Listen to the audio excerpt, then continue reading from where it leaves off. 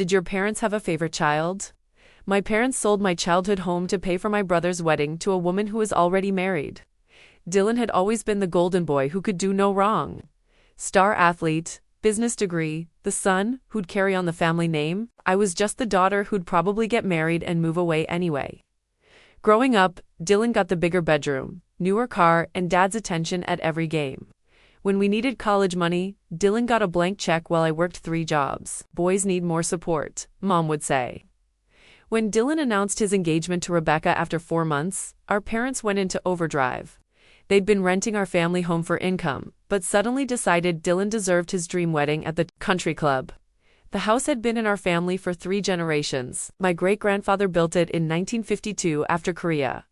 Every memory I cherished happened in those rooms. I'd always assumed I'd inherit it someday, but Mom was calling realtors within a week of the announcement.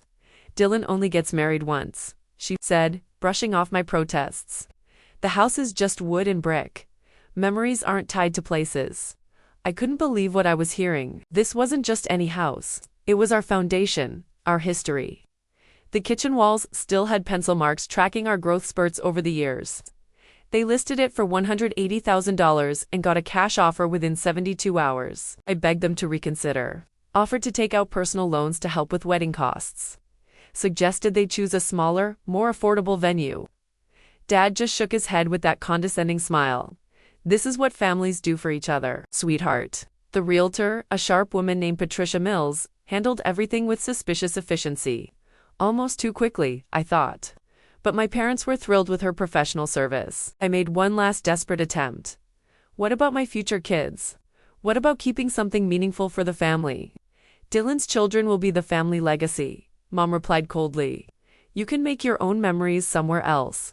The closing happened exactly 2 weeks before the wedding. I watched complete strangers walk through my childhood home, measuring rooms for their new furniture. The wedding was everything Dylan wanted and more. Elaborate ice sculptures, live jazz band, premium open bar, 200 guests in designer attire. Rebecca looked absolutely radiant in her $3,000 designer gown as she walked down the rose-petal aisle. The venue sparkled with thousands of fairy lights and crystal centerpieces. I sat in the back row watching my family's entire financial future disappear into one expensive, perfect day. Dad stood up during the reception and declared it the happiest day of our lives.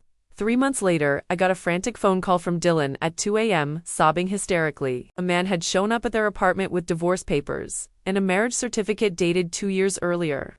Rebecca's legal husband had returned from military deployment overseas to find his wife living with another man under a completely different name. The marriage was completely invalid. Rebecca had committed bigamy.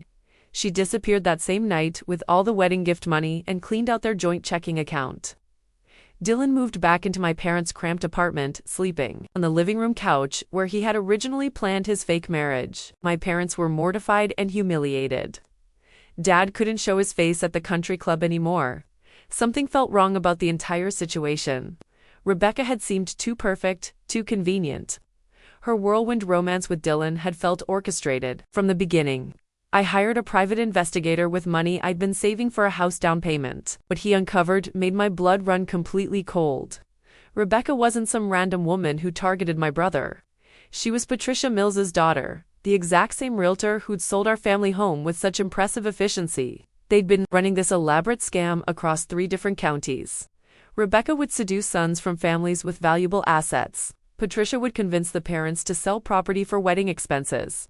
Then Rebecca would disappear with all the money. But here's what absolutely destroyed me. When I confronted my parents with all the evidence, expecting them to be as shocked as I was, my father just sighed heavily and said, "We know." They'd known the entire time. Patricia had approached them months before Dylan even met Rebecca. They had orchestrated everything because they were drowning in secret debt from Dad's gambling addiction. Dylan was never the golden child. He was just the bait.